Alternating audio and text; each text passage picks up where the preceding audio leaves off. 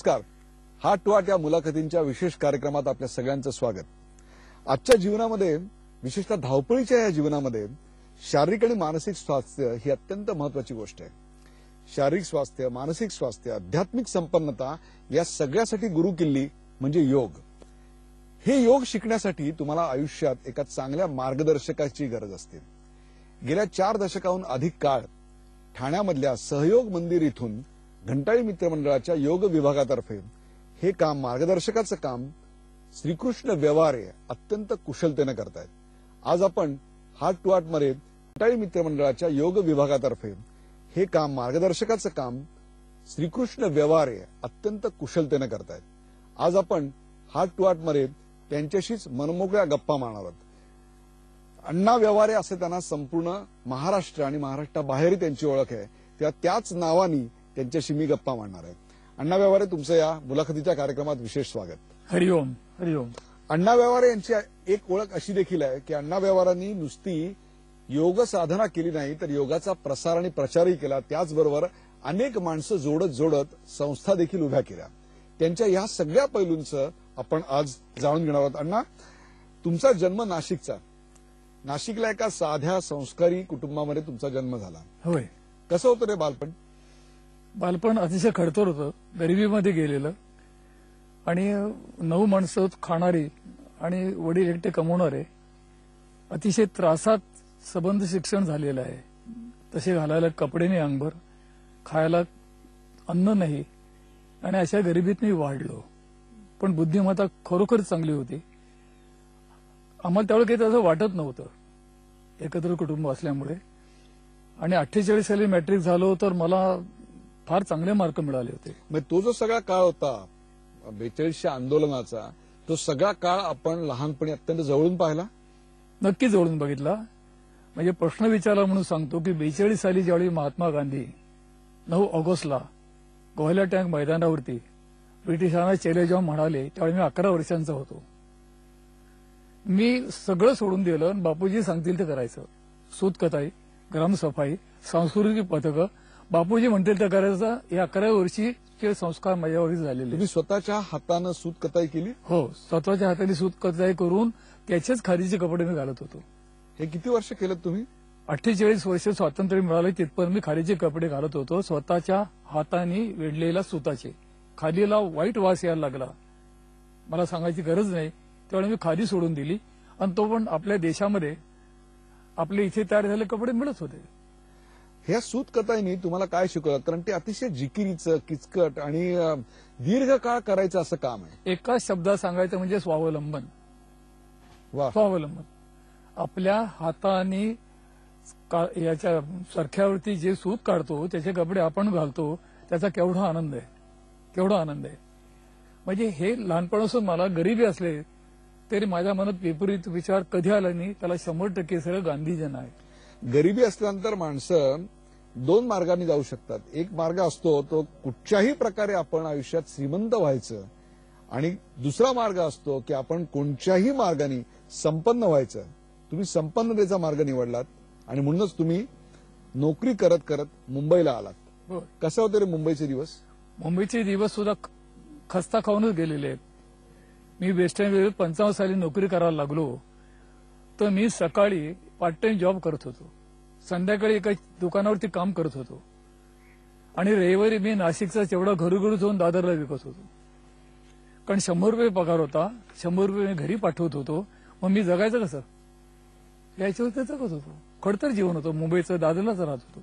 पण मग तुमच्या आयुष्यात योगासनं नेमकी कशी आली? त्याला कारणीभूत गोष्ट काय घडली? त्याला कारणीभूत, मी दादरला राहत होतो. खांडके बिल्डिंगचा नवरात्रोत्सव हा माझ्यासमोर आदर्श होता. आपण इथे काही करू शकत नाही म्हणून आपण स्वेच्छेने दादरची जागा सोडली. जनतेच्या दृष्टीने मूर्खपणा केला. ठाण्यामध्ये राहायला आलो. शून्यामधून निर्माण जे केलं पहिल्यांदा ते घंटाळी देवीचा नवरात्रोत्सव 64 साली. म्हणजे खांडके बिल्डिंगमध्ये जे संस्कार तुमच्यावर झाले होते नवरात्रोत्सवाचे, ते इथे उपयोगी ते माझा आदर्श होता. बरोबर आहे, आदर्श होता. आपण असं काहीतरी करूया, पण शून्यातून. 63 साली मी आत्ताच्या जागेत राहायला आलो, घंटाळी देवी मंदिराच्या समोर. आणि माझ्या लक्षात आलं की गाव जोडतो पण मंदिर घाण आहे, परिसर अस्वच्छ आहे. कुठे नंतर 7च्या पुढे काही कोणी येतच नाही. मंदिर म्हटलं की त्याचं पावित्र्य, त्याची स्वच्छता, त्याची शुचिता करायला पाहिजे की नाही. पण माझी कोणाशी ओळख नाही हो, 2च महिने झालेले. मग मी 64 साला 2 महिने अगोदर आजूबाजूच्या लोकांना बोलवलं उदयजी, आणि झाडू हातात घेतला, शेणसडा टाकला, रांगोळ्या घातल्या, चौघडा लावला आमच्या खर्चानं, आणि देवीचा नवरात्रोत्सव सुरू झाला. तो 50 वर्ष गाजला. पण मग या सगळ्यामध्ये योग किंवा योगासनं कशी आली? हा, ज्यावेळी आमचा नवरात्रोत्सव गाजला 64 साली, तर 65 साली मी घंटाळी मित्रमंडळाची स्थापना केली मीच. आता 50 वर्ष नुकतेच साजरे केले. त्यावेळेला रक्तदान शिबिर, वसंत व्याख्यानमाला, सुगम संगीत स्पर्धा, गरजूंना रक्ताचा पुरवठा, हे सगळं केलं. त्याला मला नाव मिळालं 65 ते 71. पण 71 साल जानेवारी पहिला महिना, पहिला आठवडा, अनाहूतपणे माझ्या आयुष्यामध्ये एक व्यक्ती आली आणि माझ्या जीवनाला कलाटणी मिळाली. ती व्यक्ती म्हणजे माझे परमगुरू योगाचार्य सहस्रबुद्धे. त्यांनी होऊन सांगितलं, मी निवृत्त झालोय, मी ठाण्यामध्ये येतो आहे, आणि मला योगप्रेमी मी आहे, योग प्रचारक आहे, आणि मी पैशाकरता काम करत नाही. आणि मला सगळ्यांनी सांगितले की अण्णाच तुमचं काम करतील, म्हणून तुमच्याकडे आलोय. आता माझं शिबिर केव्हा घेता का बोला. उदयजी, मी भांबवून गेलो की हा मनुष्य 60व्या वर्षी इतकी ऊर्जा घेऊन येतो, म्हणतो माझं आयुष्य आता सुरू झालं म्हणतो, आणि तुम्ही शिबिर केव्हा घेता म्हणतो. तो पण मला योगविषयीची काहीच माहिती नाही हो, पण मला त्यांची ऊर्जा, त्यांचं बोलणं, त्यांची निष्ठा पैशाकरता आयुष्याच्या किती वर्षापर्यंत तुम्हाला योग किंवा योगासनाविषयी काहीही माहिती काहीच नाही. हेच काय वय होतं तेव्हा तुमचं? आता हे 65 साल माझं, 71 साली ते आली, 31 माझा जन्म आहे. म्हणजे जवळपास 30 ते 35 वर्ष तुम्हाला योगासनाची काही काहीच माहिती माहिती नव्हती. एक सर्वसामान्य माणसाचं आयुष्य जगत होतं. आपण म्हणतो ना, अहो आज भेटले कपिला श्रेष्ठीचा योग आला, तेवढंच माहिती योग एवढंच शब्दाची. फक्त. त्याच्या पलीकडे तुम्हाला काही अजिबात माहिती नव्हती. नाहीच. आणि तुमच्या आयुष्यात सहस्त्रबुद्धी आले. त्यावेळी तुम्हाला काही शारीरिक व्याधी वगैरे होत्या, होय. त्यांचं आकर्षण का वाटलं? त्याचं कारण आहे की मी 48 साली मॅट्रिक झालो, आणि 49 सालापासून तर पुढचे 20 वर्ष 69 सालापर्यंत मी अनेक व्याधींनी आजारी होतो. मी 2 वेळा बुडालो, 2 वेळा भाजलो, रक्ताच्या 3 वेळा उलट्या झाल्या, माझी 3 शस्त्रक्रिया झाल्या, संबंध जवानी झाला म्हणतात. 20 वर्ष हे माझं सगळं याच्यामध्ये गेलेलं आहे. हॉस्पिटल, औषधं, चाचण्या, शस्त्रक्रिया, चाचण्या. मी इतका परेशान झालो. 69 साली ऑगस्ट महिन्यामध्ये एका संध्याकाळी मला रक्ताच्या उलट्या झाल्या, मी बेशुद्ध झालो, हॉस्पिटलला ऍडमिट केलं, आणि नंतर 1 महिना हॉस्पिटलमध्ये होतो. मला पोट फाडून अल्सरचं माझं ऑपरेशन करावं लागलं, आणि मी घरी आलो. 6 महिन्यांनी परत पोटदुखी सुरू. म्हटलं आपण ऑपरेशन करायला मिळालं काय आपल्याला शेवटी, आणि मग आपला जीव संपवलेला बरा. 20 वर्ष भोगलो, ऑपरेशन करून उपयोग नाहीये. तुम्ही आयुष्याच्या या वळणावर आलात, ह्या वळणावर आलो. जीवन यात्रा संपवावी. संपलं अगदी. आणि सहस्त्रबुद्धे गुरुजी आले. ही मुलाखत बघणारे जे कोणी प्रेक्षक असतील, जे शारीरिक व्याधींनी, मानसिक व्याधींनी ग्रस्त असतील, त्यांच्यासाठी ही मुलाखत अत्यंत प्रेरणादायी असणार आहे. माझ्यासमोर अशी व्यक्ती बसलेली आहे, ऋषी. पूर्वीच्या काळी हा भारत ऋषीमुनींचा देश होता. याच्यावर ज्यांचा विश्वास बसत नसेल त्यांनी मुलाखत लक्षपूर्वक ऐकणं गरजेचं आहे. कारण शारीरिक व्याधींनी ग्रस्त असलेला माणूस आपल्या आयुष्यात योगाच्या साधनानं काय परिवर्तन करू शकतो, त्याचं उत्तम उदाहरण म्हणजे अण्णा आहेत. अण्णा बोला. नाही, आपण बरोबर बोलला. पण योगामध्ये इतकं काही पोटेन्शियल आहे मला घडवण्याचं, स्वास्थ्य देण्याचं, याची मला काहीच कल्पना नाही. मी गुरु एक 10-10 दिवसाची 4 शिबिरं घेतली. मग मला वाटायला लागलं, आपण म्हणतो ना, हा इसमें कुछ दम है ऐसा लगता है. तर मला वाटलं ह्या विद्येमध्ये मला घडवण्याचं आणि समाजाला घडवण्याचं नक्कीच ताकद आहे. पण पहिल्यांदा स्वतःला तर घडूया आपण. मी 1 वर्ष ते सांगतील ते करत गेलो, वेळा जर असो तुम्ही समजा. आणि मग म्हटलं, माझी खात्री पटली की ही योगविद्या सामान्य माणसाला उभी करण्याकरता उपयोगी पडू शकेल. पण कशी पडेल याचं गणित माझं काही पक्क नव्हतं. त्यानंतरचे उदयजी 10 वर्ष मी अनेक कोर्सेस केले योगाचे. ठाण्यात केले, मुंगेरला केला तुम्ही, मुंगेरला केला, किंवा लोणावळ्याला तुम्ही लोणावळा केला, नेकुंगुरीला केलेला, निंबाळकर केला, स्वामींच्याकडे केलेला, राजनांदगावला केलेला. 3 वर्ष मुंबराच्या डोंगरावरती शनिवारवर मी एकटा एका झोपडीत राहत होतो. तुम्हाला कल्पना येणार नाही. ते एकट्या राहण्याने मला खूप काही दिलेलं आहे, खूप काही. म्हणजे एक प्रकारची ती विपश्यना होती तुमची. होय, पण एकट्याने केले, कोणाचं मार्गदर्शन नाही. माझं एक वाक्य आपण आणि दर्शकांना लक्षात ठेवावं की आपण एरवी स्वतःपासून फार दूर जातो. वा. स्वतःच्या जवळ जाण्यामध्ये, स्वतःला ओळखण्यामध्ये, स्वतःला जाणण्यामध्ये, स्वतःची शक्ती मानण्यामध्ये काय आनंद आहे तो आपोआपच कळतो आपल्याला. ती दृष्टी मला योगाने दिलेली आहे. 10 वर्ष केल्यानंतर वाटलं आता आपण समाजाला देऊ शकतो ही विद्या. तुम्ही जेव्हा एकटे राहत होता त्याच्याविषयी मला एक थोडं पुन्हा तुम्हाला विचारायची आशा करता की समाजात राहून तुम्ही एकटा शनिवार रविवार राहायचा निर्णय घेतलात. त्या काळात तुम्ही आतला प्रवास खूप जो कठीण आहे तो होय. आतला प्रवास खूप केला असेल. होय, काय ओळखलं स्वतःला तेव्हा? सांगतो तुम्हाला मी. मुंबऱ्याच्या डोंगरावरती मी 4 किलोमीटर पायी जात असे चढून वर. इथे कुठे होती ती मला मिळाली होती. मी कधी रिक्षा वगैरे केलीच नाही. शनिवार संध्याकाळी डबा घेऊन जायचो, रविवार संध्याकाळी परत यायचो. तिथे एकटं राहण्यामध्ये पहिली गोष्ट निसर्गरम्य जागा होती एका टेकडीवर. एकटं राहण्यामध्ये तुमचे बाकीचे विचार बाजूला राहतात. ध्येय नसेल तर बाकीचे विचार जास्त येतात. त्या शांततेमध्ये, त्या शून्यामध्ये, विषय शून्यतेमध्ये, विचार शून्यतेमध्ये तुम्हाला प्रचंड शक्ती मिळते. आणि हेच हल्ली मी लोकांना सांगायला लागले. आता या सगळ्या अवस्थेतनं तुम्ही एकीकडे नोकरी करत होतात, एकीकडे काबा सहस्त्रबुद्धे यांच्याकडे तुम्ही योगाचं शिक्षण घेत होतात. एक प्रकारे ते तुमचे गुरु होते, मार्गदर्शक नक्कीच, होते, नक्कीच. ते सर्वस्व होते, ते सांगतील तसं तुम्ही करत होतात. गुरुकडून घेतलं, मग गुरुला गुरुदक्षिणा काय दिलीत? फार चांगला प्रश्न विचारला. त्याचं कारण आहे, मी जो आता मिशनरी वृत्तीने काम करतोय ना, त्याला पाठीमागे 100% माझे गुरुजी आणि त्यांनी केलेले माझे संस्कार आहे. ते पहिल्या दिवशी मला काय म्हणाले होते, मी पैशाकरता काम करत नाही आणि मी पहिल्यापासून करत नाही आणि अजूनही करत नाही. मी आयुष्यात धोरण ठेवलंय, कोणाकडे काही मागायचं नाही, टॉल क्लेम करायचे नाही. जे आहे ते आहे, जे नाही ते नाही. कारण मला कोणाच्या टाळ्या नकोत, मला सर्टिफिकेट नकोय. तर त्यामुळे ज्यावेळेला गुरुजींच्या हे माझा आदर्श असल्यामुळे मी म्हटलं, त्याने आपल्याकडे काही मागितलं नाही, आपल्याकडे गुरुदक्षिणा घेतली नाही.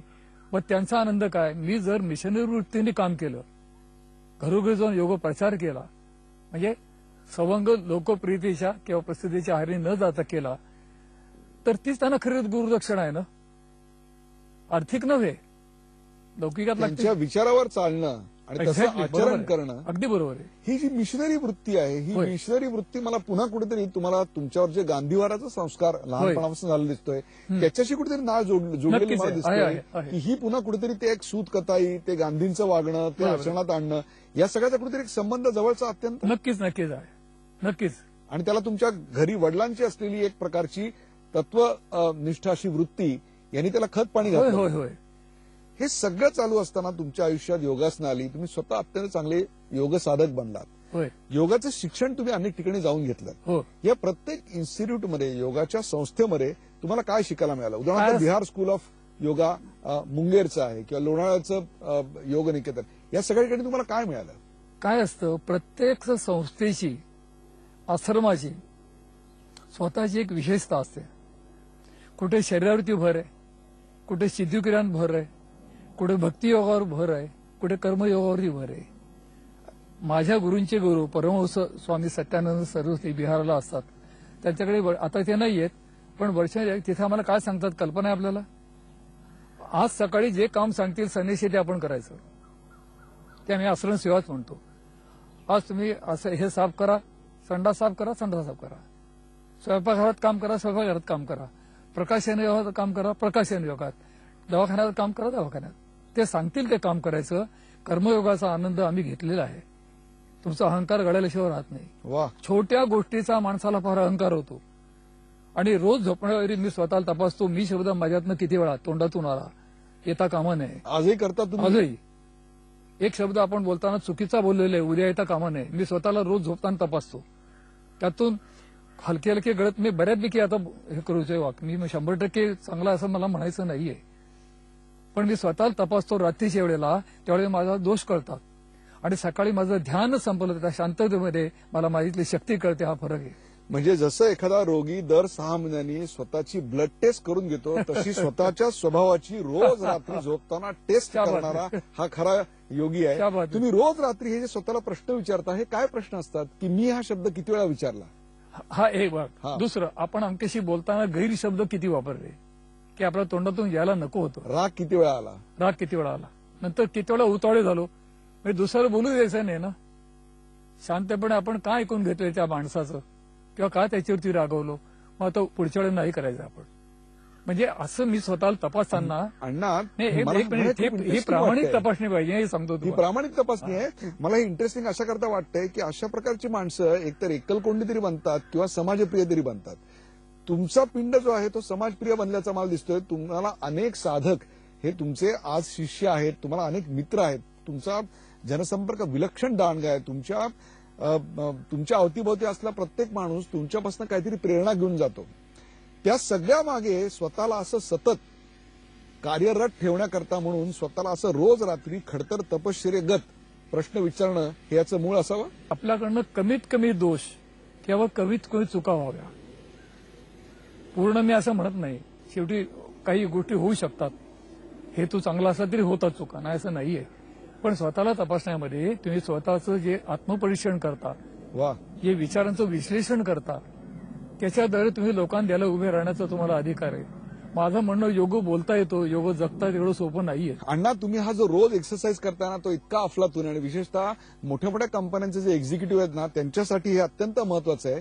याचं कारण असं आहे की स्वतःला असं रोज आत्मपरीक्षणात नेणं, याच्यामुळे माणसाची खऱ्या अर्थानं उन्नती होते. तुम्ही रोज स्वतःला काय प्रश्न विचारता? की आपण मी शब्द आपल्या बोलण्यात किती वेळ आला, यावेळी मी पण आला की अहंकार आला, अहंकार आला की मगरुरी मस्ती आली, म्हणजे कार्याचा सत्यानाश झाला असं मानणारा मी आहे. प्रसिद्धी आणि पैसा याला ज्यांनी प्राधान्य दिलं त्याला ते मिळेल, पण कार्याचा सत्यानाश होईल अशी माझी धारणा आहे. तर मी शब्द केव्हा यायला पाहिजे, अमुक एक कल्पना मला सुचली, जी मला एकट्याला सुचली, तिथे मी शब्द बरोबर आहे, प्रथम पुरुषी एकवचनी. पण मी केलं हे वाईट आहे, आम्ही केलं, सगळ्यांनी मिळून केलं. तुम्ही आयुष्यभर मी केलं यापेक्षा आम्ही केलं असं सतत बोलत राहिलात, म्हणून तुम्हाला प्रचंड मोठी माणसं जोडता आली. तुम्ही संस्था उभ्या केल्यात, तुम्हाला आज एवढा मोठा शिष्य परिवार नुसत्या ठाण्यात नाही, महाराष्ट्रात नाही, महाराष्ट्राच्या बाहेर देखील आहे. त्याचं एकमेव कारण म्हणजे रोज रात्री तुम्ही स्वतःला असं आत्मपरीक्षण करायला भाग पाडलं. नक्कीच. माझे दोष असेल तर काढून टाकायचे, कोणाशी गैर वागलो बोललो असेल तर उद्या होता कामा नये. म्हणजे प्रामाणिकता जी आहे ना ही आहे. आणि तुम्ही जितके स्वतःच्या जवळ जाता, जसं की मुंबईच्या डोंगराचं उदाहरण दिलं, त्यावेळी आत्मबोध, आत्मदर्शन, आत्मप्रकाश, आत्मज्ञान, आत्मशक्ती हे सगळं तुम्हाला कळायला लागते, हे एरू कळत नाही. विधात्याने तुम्हाला इतकी प्रचंड शक्ती देऊन ठेवले, तुम्हाला कल्पना येणार नाही, कल्पना येणार नाही. म्हणजे माणूस हाच ऊर्जेचा सर्वात मोठं स्रोत आहे, त्याकरता दुसरे कुठेही विश्वास. आम्हाला कधी टॉनिक लागतं नाही लागत, आमचं काम हे आमचं टॉनिक आहे, तो आमचा आनंद आहे, ती आमची ऊर्जा आहे. वा, आम्हाला लागतं काय, आम्हाला तुम्ही मला काही खाऊ घाला, आम्ही आनंद राहू, कुठे झोपायला आम्हाला झोप चोखा नाही लागतच नाही काही. मी अहंकाराने बोलत नाही, पण हे आमची ऊर्जा, हे टॉनिक आहे. कर्मानंद आम्ही घेतो 24 तास. असंख्य प्रेक्षकांना असं वाटत असेल की योग हे फक्त शारीरिक कसरतीचं प्रकार आहे, काय सांगाल? गैरसमज हाच आहे की शरीरापुरतं काही केलं म्हणजे उदाहरणार्थ आसनं की झाला योग, असं नाहीये. की शरीरापुरतं काही केलं म्हणजे उदाहरणार्थ आसनं की झाला योग, असं नाहीये. तिथून तुम्ही सुरुवात करा, पण योगाचं एक गंतव्यस्थान आहे, जीवाशिवाची भेट तिथे. तर तिथपर्यंत जाण्यासाठी शरीराने सुरुवात करा. शरीराला स्थिरता येऊ द्या, दृढता येऊ द्या, व्याधी विरहितता येऊ द्या, मग तुम्ही प्राणायाम करू शकाल. प्राणायाम एका वाक्यामध्ये श्वसन नियंत्रण करायचं, ते मनोनियंत्रणासाठीचं, कारण श्वास आणि विचार यांचं अन्योन्य नातं आहे. जर तुम्हाला भावनांचा उद्रेक झाला, तुम्ही संतापले, रागावले, क्षोभित झालात, उत्तेजित झालात, तर श्वास जोरात चालतो, 100%. रागावलेल्या माणसाचा तुम्ही चेहऱ्यापेक्षा श्वास बघा, म्हणजे विचारांचा किंवा भावनांचा उद्रेक श्वासावरती होतो. तर आम्ही श्वास जर नियंत्रित केला तर विचार ताब्यात येतातच. वा वा, येतातच. म्हणजे रागावर जर नियंत्रण कोणाला मिळवायचं असेल, विशेषतः असंख्य प्रेक्षक जे हा कार्यक्रम बघतात त्यांच्यासाठी अत्यंत महत्वाचं आहे, कारण प्रत्येकाला आपल्या रागावर नियंत्रण तर मिळवायचंय, पण नियंत्रण मिळवता येत नाहीये. त्यांच्यासाठी तुम्ही योगासनातनं काय मार्ग सांगाल? नाही, याच्यामध्ये काय आहे की राग म्हणजे बघा, स्थिती आणि गती ही दोन टोकं आहेत. एकदम स्थितिशीलतेकडून गतिशीलतेकडे जाता येणार नाही. म्हणजे एखादं खूप संतापला आहे आणि एकदम शांत झाला असं नाही होऊ शकणार. संताप एक प्रकारचं चांगलं लक्षण आहे, तो निसरा होतोय त्याच्या भावनांचा. कारण संताप तुम्ही जर तसाच चालू ठेवला, व्यक्त झाला नाही, तर ब्लड प्रेशर वाढतं, आणि फार वाढलं तर वाहिन्या इथे फुटतात, त्याला आपण ब्रेन हॅमरेज म्हणतो. एका दृष्टीने संतापणं चुकीचं नाहीये. साठलेल्या कोंडलेल्या भावना त्या व्यक्त झाल्या, पण तो भांडी फेकून मारतो का, तो कपडे फाडतो का, तिकडे असं टोकाचं काही झालंय का, असं नाही. गंमत सांगतो आपल्याला, पुढचा मनुष्य संतापून बोलत असेल तर आपण ऐकून घ्यावं, अशा वेळी एक शब्द बोलू नये, पण एक पथ्य पाळावं, त्याच्यापासून एक हार नंतर दूर राहावं. त्यांनी छापड मारली तर आपल्या कानात नाही बसणार. कारण त्या क्षणी तो त्याचं नाहीच आहे ना. आपण ओळखायचं, त्याला काही प्रतिबंध करायचंच नाही. माझ्यावर काही लोक रागवतात, मी बोलत नाही. प्रतिक्रिया शून्य, शांतपणे असतो. 2 दिवसांनी अहो परवा काय रागवलं तुम्ही फार, काही प्रॉब्लेम होता का, काही तुम्हाला अडचण होती का, असं मला बोलला तो. अण्णा असं बोललो, माफ करावं, माझा मी नव्हतोच. म्हटलं मला माहितीये ना, म्हणून तुम्ही कुठे बोललो. तुम्ही कारागृहात जाऊन कैद्यांना ज्यांनी खून, दरोडेखोरी अशा प्रकारचे अत्यंत धोकादायक गुन्हे केले होते अशांना योगासनं शिकवली. होय. काय होता अनुभव? नुसती शिकवली नाही, त्यांच्यात परिवर्तन घडलं. जो जगामधला पहिला प्रयोग आहे, यशस्वी पहिला प्रयोग. क्या बात आहे. काय काय अनुभव होता, कसं सांगतो घडलंय? तुम्हाला. मला जे लोक मला भेटतात ना, अण्णा उद्यापासून वर्गाला मी येणार आहे, तर मी दारू पितो सोडू का, नको.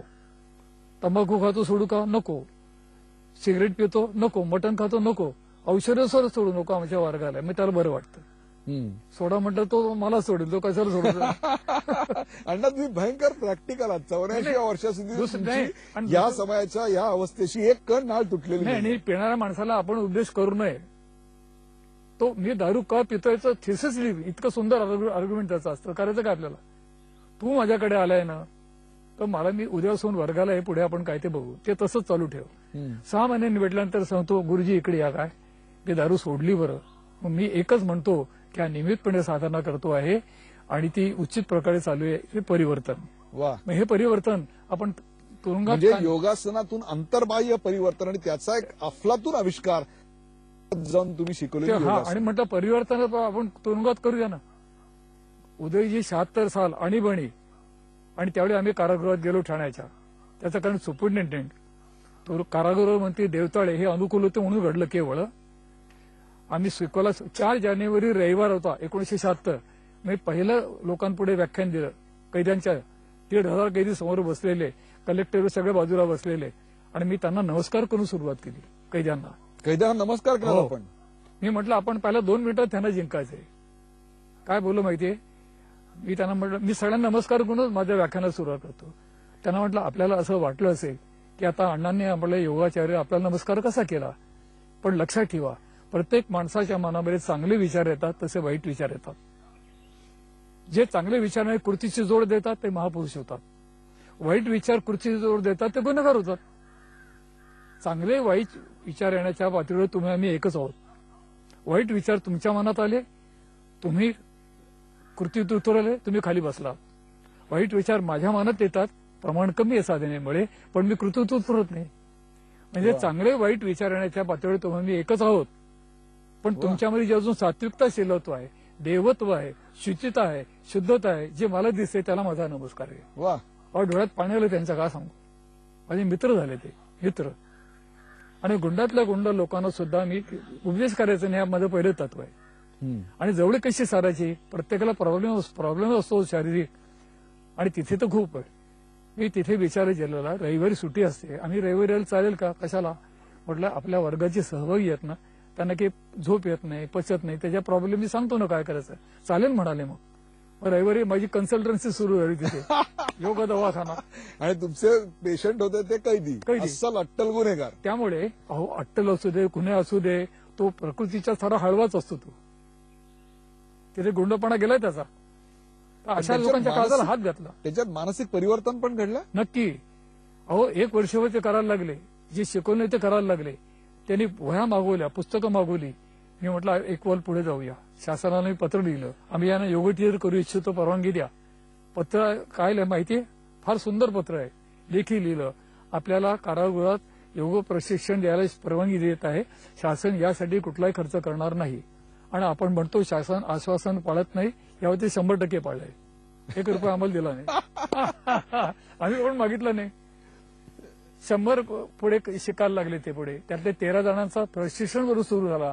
या सगळ्या लोकांना आपण ड्रेस दिले, आपण त्यांना पुस्तकं दिली, आपण त्यांना वह्या दिली, बाहेरून खर्च करून आणला वगैरे नाही. तर नाही, रचनात्मक कार्य हे माणसाला आपण उभं करतोय ना, आपल्याला संधी मिळेल ते का सोडा. हो, बाकी गोष्ट गौण आहेत. 13 जणांचा तुम्हाला वर्ग सांगतो. 2 ऑक्टोबर 1976 महात्मा गांधी जयंती होती आणि दसरा पण होता. त्यावरती जगातला पहिला प्रशिक्षण वर्ग सुरू झाला. तो सलग 3 महिने चालला. 31 डिसेंबरला. जानेवारीत आम्ही त्यांची परीक्षा घेतली 300 मार्कांची. 100 प्रात्यक्षिक 100 तोंडी 100 लेखी. 13 जण बसले होते. पैकी 8 जण खुनी होते. त्यापैकी 2 जणांनी 4-4 जणांचा खून केला होता. 100 म्हणजे 300 पैकी पहिल्या मालाला 87% मार्क मिळाले आणि शेवटच्याला 45% मार्क मिळाले. सर्टिफिकेट जरी जेलमध्ये आम्ही त्यांना टीव्हीच्या लोकांनी कव्हर केलं. अण्णा, हे इतकं अफलातून आहे. अशा करता मी तुम्हाला सांगतो की योगासनाद्वारे केवळ स्वतःच्या शरीराच्या व्याधींवर मात मिळवता येते असं नाही, तर मनाच्या व्याधींवर देखील उपचार 100% करता 100% येतो. हो. हा जगातला पहिला आणि कारागृहातला नक्की. ज्यांच्या मनाच्या व्याधीमुळे त्यांनी गुन्हे केलेले आहेत त्यांच्यावर तुम्ही अफलातून उपचार केले. पुढे ज्या वेळेला हे 13 जण पास झाले, आम्ही शासनाला पत्र लिहिलं, हे योग शिक्षक झालेले आहेत, एका तुरुंगात तुम्ही त्यांना ठेवू नका. ते शासनाने मान्य केलं उदयजी की म्हणजे आपण म्हणतो ज्योतषी ज्योत जला की तसं झालंय. एक नागपूरला गेला, एक अकोल्याला गेला, एक अमरावतीला गेला, एक रत्नागिरीला गेला, एक धुळ्याला गेला, एक एरोड्याला गेला आणि तिथे योग गुरुजी म्हणून त्यांनी शिकवायला सुरुवात केली. हे केवढं परिवर्तन आहे. वा, क्या बात. विश्वास ठेवणार नाही तुम्ही. हा जगात प्रयोग गाजला. त्याच्यावर मी जगात पॉवर पॉईंट प्रेझेंटेशन स्लाइडचं केलं. त्याला इंटरनॅशनल लोक आले होते. इटालियन शिष्टमंडळ 4 जणांनी इथे बघायला आलं तुरुंगातला प्रयोग. आमचे परमगुरू स्वामी परम सत्सानंद सरस्वती मुंगीरून इथं आले. मध्य प्रदेशची जेल रिफॉर्म्स कमिटी हा प्रयोग बघायला आले. किरण बेदींनी मला पत्र लिहिलं. इतका प्रसार झाला. पुढे मला बिहारच्या तुरुंगात बोलवले शिकवायला. तिथे मी गेलो आणि 4 तुरुंगात मी 8-8 दिवस राहून शिकवलेलं आहे. वा. मुंगेर, पूर्णिया, दुमका आणि भागलपूर. संन्यासांना तयार केले. इथे आलो. आणखीन पुढे पुढे कुठे गेलं. स्वामीजींनी बिहारच्या 8 कारागृहात शिकवायला सुरुवात केली. मी 13 शिक्षक केले. त्यांनी 165 योगी शिक्षक तयार केले. एका संन्यासांनी प्रेरणा घेऊन लंडनच्या कारागृहात शिकवायला सुरुवात केली. ते प्रज्ञामूर्ती सरस्वती स्वामी आलोक सरस्वतींनी सुरुवात केली. नेपाळच्या काठमांडूला कारागृह शिकवलं. राधिका अमींनी प्रेरणा घेऊन महिलांसाठी नागपूरच्या कारागृहात वर्ग सुरू केले. सगळं माझ्याकडे पत्र आणि फोटो आहेत. मला केवढा आनंद आहे बघा. मी सहज सुरू करतो काय आणि जातं काय. त्या मानाने आपल्या सरकारने सुरू झालेले वर्ग बंद केले. हे माझा खेद आहे. मी काही पुरस्कार तर म्हणत नाही हो, त्याच्याकरता मी कामच करत नाही. पण जगातला पहिला रचनात्मक प्रयोग आहे ज्याच्यावर मला पुरस्कार मिळाले. इटलीला मी पेपर मांडायला गेलो. बँकॉक सिंगापूरला गेलो. जगात हा दुसरा पेपर नंबर आला. मला रौप्य पदक मिळालं. पहिला कोणाचा आला माहितीये? धीरेंद्र ब्रह्मचारी. त्यांना सुवर्ण पदक मिळालं. आणि मला कारागृहातील परिणामाचं मला रौप्य पदक मिळालं. माझ्या डोळ्यात पाणी आलं. तसे ज्योत हे तुमच्या आयुष्याचं एक मूल तत्व मला दिसतंय. ते फार आकर्षित करतं. ते अशा करता की तुम्ही प्रचंड मोठ्या प्रमाणावर अण्णा माणसं जोडलीत. नक्कीच. आणि माणसं जोडत जोडत तुम्ही संस्था उभ्या केल्यात. परंतु अलीकडे मी बघतोय की तुम्ही स्वतः संस्थेच्या कुठल्याही व्यासपीठावर जाणं टाळता, कुठल्याही सभा समारंभात मुलाखतीत जाणं टाळता, किंवा या मुलाखती करता सुद्धा मला तुम्हाला अक्षरशः वकिली करून पटवावं लागलं. हे असं का? त्याचं कारण आहे.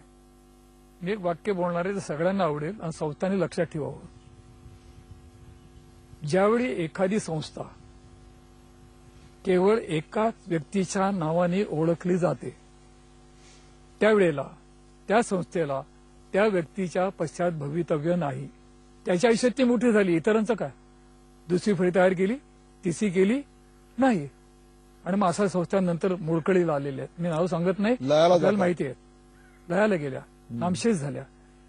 मग माझ्या संस्थेचे प्रेम आहे म्हणून मी 25 वर्ष मी संस्था उभी करण्याकरता कष्ट केले आणि पुढचे निवृत्ती घेतली. आज 50 वर्ष झाले संस्था चालू. पुढच्या 25 वर्षामध्ये मी सगळी पदं सोडली आणि माणसं तयार करण्याकरता एकच मिशन सुरू केलं. तुम्ही काम करा. तुम्ही संधी दिल्याशिवाय, आत्मविश्वास दिल्याशिवाय ती माणसं उभी राहणार नाहीत. एक कंबी तुम्ही होता कामा नये. आणि मागच्यानं ओळखली जाते संस्था, तर इतरांच्या का ओळखली जाणार नाही? ती तितक्याच गुणाची आहेत. म्हणून आपण माझं एक वाक्य आवडेल सगळ्यांनाच की मी पुसट झाल्याशिवाय ती ठळक होणार नाहीत. 100%. मला काय पाहिजे? मला न मागता सगळं मिळालं. कोणाच्या दारात मी गेलो नाही. आज ठाणे, पुणे, घाटकोपरला एवढे वर्ग चोलेत. कुठून जागा मिळतात आम्हाला? कुठून मिळतात? समाधान नावाची जी चीज आहे ती माझ्याकडे 100% आहे. मी तृप्त समाधानी जीवन आज जगतोय आणि पैसा ह्याला मला प्राधान्यच नाही. ते आपोआप मिळतात. तुम्हाला सांगतो, मी इतका वेळा झालेलो त्यावेळेला. लोकांना ऐकायला आवडेल, माझं घर लहान आहे, कोणाच्या दारी जायचं नाही, पैसे मागायचे नाही, जागा मागायच्या नाही. मग मी काय केलं?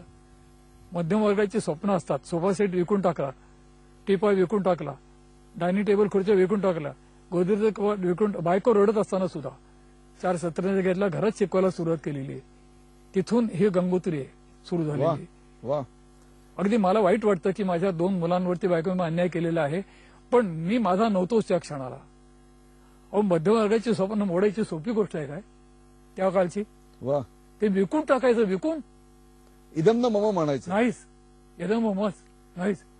मी नाही कोणाच्या दारात जाणार. तुम्ही लक्षात ठेवा, माझ्या गल्लीत जर एखादा उंदीर मरून पडला असेल त्याची घाण लांब जाईल, पण माझ्या देवापुढे उद्बत्ती असेल तर उद्बत्तीचा सुगंध दरवळत तुम्ही माझ्या घरात शिरला तरच ऐकू येईल, तुम्हाला वास घेता येईल. तसं माझ्या सत्कार्याचा सुगंध दरवळाला वेळ लागणार याची मला पूर्ण कल्पना होती. अण्णा, ही जी एक विलक्षण निर्लेप वृत्ती तुमच्यामध्ये आहे, मला असं वाटतं ते तुमचं सर्वात मोठं भांडवल किंवा गमक आहे. एक शेवटचा प्रश्न मला तुम्हाला विचारावा असं वाटतं, आणि तो म्हणजे आजकालची जीवन पद्धती ही अत्यंत धावपळीची आहे, धकाधकीची आहे, माणसाच्या जीवनात असुरक्षितता आहे, असूया आहे. ह्या सगळ्यावर मात करण्यासाठी एक मार्गदर्शक प्रशिक्षक म्हणून तुम्ही काय सांगाल? मी आपल्याला सगळ्यांना सांगू इच्छितो की आत्ताचे दिवस वाईट किंवा विलक्षण गतीचे आलेले आहेत, याच्यापेक्षा वाईट दिवस पुढे येणार आहेत, नक्कीच येणार आहे. अशा वेळेला परिस्थितीला शरण जाऊन चालणार नाही, अगतिक होऊन चालणार नाही, समजलं का? तर मग विचार प्रणालीच तुम्हाला बदलावी लागेल. परिस्थिती बदलणं तुमच्या माझ्या हातामध्ये नाही. स्वतःला बदला. तुम्हाला ज्यावेळी तुमची विचार प्रणाली बदलतं ना, त्यावेळी बाहेरचं सुसह्य होतं किंवा स्वीकारार्ह होतं. जे पूर्वी त्रास देतो तेवढं तुम्हाला ते त्रास देत नाही. आणि ह्यासाठी ऋषीमुनींनी आपली साधना, आपली आराधना, आपली प्रार्थना, आपली वंदना, आपले जप, तप, होम, हवन, योगविद्या वगैरे हे 100% उपयोगी पडतात. असं नाही की तुम्ही सगळं करायला पाहिजे, पण रोजची नियमित साधना 5 मिनिटाची असेल, 10 मिनिटाची असेल, नुसते ओंकार असेल, पण ती तुम्हाला ऊर्जा देते, ती तुम्हाला शक्ती देते, तुम्हाला मन शुद्ध आणि करते. म्हणजे नेहमी लक्षात ठेवा, कुठल्याही याने मन शुद्ध झालं की ते शक्तिशाली होतच 100%. अफाट शक्ती तुम्हाला मिळते. तुम्हाला आठवत असेल, जुन्या काळी कुंकू चित्रपटात ते गाणं होतं, मन शुद्ध तुझं गोष्ट आहे पृथ्वी बोलाची, तू चाल पुढं तुला रे गद्या भीती कोणाची. इंग्रजीत म्हणतात my strength is a strength of 10 because my heart is pure. मराठीत म्हणतात माझ्या अंगी 12 हत्तीचं बळ आहे कारण मी अंतःकरणाने साफसुथरा आहे. हे अंतःकरणाने स्वच्छ होण्याचं काम केवळ आपली साधना करते, ज्याला पैसे नाही. वा, मनाची शक्ती अफाट आणि बेफाट आहे. ती तुम्हाला कळली की हे सगळं वाटेन असं होतं, हवे तर चालायचंच. तुम्ही किती अंगावर घेता लावून? काही नाही, अजिबात नाही, अजिबात नाही. शांत तुम्हाला राहता येतं. मला एक अत्यंत आता बोलता सुचलेला शेवटचाच प्रश्न की तरुण पिढी योग साधनेकडे कसं पाहते? तरुण पिढीला माहिती आहे, नेमकी उपयुक्तता कळली नसेल, पण त्यांना माहिती जरूर उत्सुकता पण आहे. म्हणून आता आली माझी एक शब्द मी वापरतोय, म्हणजे तुम्ही विचारा की आपल्याला कालसापेक्ष योगविद्या देता आली पाहिजे. म्हणजे काय? कमी वेळात जास्तीत जास्त उपयुक्त देता आली पाहिजे, त्यांच्या भाषेत बोलता आलं पाहिजे. प्रेक्षको, या मुलाखतीच्या सुरुवातीला मी तुम्हाला सांगितलं की भारत हा ऋषीमुनींचा देश आहे, आणि त्या ऋषीमुनींनी जी एक प्रचंड मोठी विचारांची संपत्ती आपल्याकडे ठेवली, तेच या देशाचं सर्वात मोठं भांडवल आहे. आजही आजच्या समाजातही आपल्याकडे ऋषीमुनी आहेत, फक्त ते आपण शोधत नाही. आज त्याच ऋषीमुनींचा शोध आम्ही घेत होतो आणि आपण अण्णा व्यवहारे यांच्यापर्यंत जाऊन पोहोचलो. योग साधना अत्यंत सरळ, साधी, सोपी, सहज आणि रोजच्या आपल्या दैनंदिन आयुष्यात कशी करता येईल याचं उत्कृष्ट मार्गदर्शन अण्णा व्यवहारे गेले 4 दशकाहून अधिक काळ करतायत. त्याहीपेक्षा माणसं जोडत जोडत संस्था उभ्या करतायत आणि सहज सहज पुसत होत दुसऱ्याची रेषा ठळक कशी होईल याकरता आयुष्यात प्रयत्न करतायत. ही खऱ्या अर्थानं निर्लेप माणसं. भारत हा ऋषीमुनींचा देश होता, यावर जर विश्वास ठेवायचा असेल तर अण्णांसारख्या व्यक्तींसमोर नतमस्तक होण्याव्यतिरिक्त दुसरं आपण काहीही करू शकत नाही. अण्णा, आज इतका प्रदीर्घ वेळ जी 24 तासच्या प्रेक्षकांना दिलात त्याबद्दल तुमच्यासमोर नतमस्तक होताना आम्हाला आनंद होतोय. धन्यवाद. आपणही मला माझे विचार मांडण्याची संधी दिली. हरी ओम तत्सत.